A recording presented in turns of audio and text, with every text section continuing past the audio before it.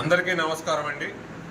NDA కూటమి నారా చంద్రబాబు నాయుడు గారు, నరేంద్ర మోడీ గారు, పవన్ కళ్యాణ్ గారు ఏదైతే మేనిఫెస్టో రిలీజ్ చేశారో ఇది ఖచ్చితంగా ఆంధ్ర రాష్ట్రంలో ఉన్న ప్రజల యొక్క జీవన ప్రమాణాలు మెరుగుపరిచే మేనిఫెస్టో అని చెప్పి మేము అందరం కూడా నమ్ముతా ఉన్నాం. చంద్రబాబు నాయుడు గారు ఒకే ఒక ఆలోచనతో ఈ ఎన్నికల్లోకి వెళ్తూ ఉన్నారు. ప్రజల యొక్క శ్రేయస్సు కోసం, ప్రజల యొక్క జీవన విధానాలు ఇంకా మెరుగుపడాలని చెప్పేసి ఆయన ఎలక్షన్లోకి వెళ్తూ ఉన్నారు. దానికి అనుగుణంగానే ఈ మేనిఫెస్టోని ఇవ్వడం అనేది జరిగింది. ప్రతి తల్లికి కూడా ఎంతమంది పిల్లలుంటే అంతమందికి 15,000 రూపాయలు ఇవ్వబోతా ఉన్నారు.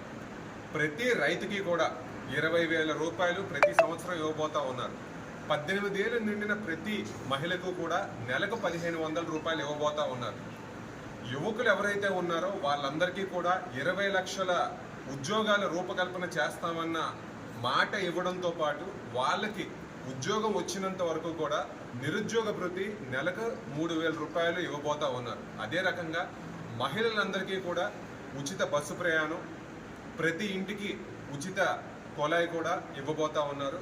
మరి ప్రజలందరూ కూడా దీన్ని గమనించండి. ఖచ్చితంగా ఎన్డీఏ కూటమి అనేది అధికారంలోకి వచ్చింది అంటే ప్రజలందరికీ కూడా మేలు జరగబోతా ఉంది. కాబట్టి మీ అమూల్యమైన ఓటుని ఎన్డీఏ కూటమి అభ్యర్థులకు వేసి బలపరచాల్సిందిగా ఈ సందర్భంగా తెలియజేసుకుంటున్నాం.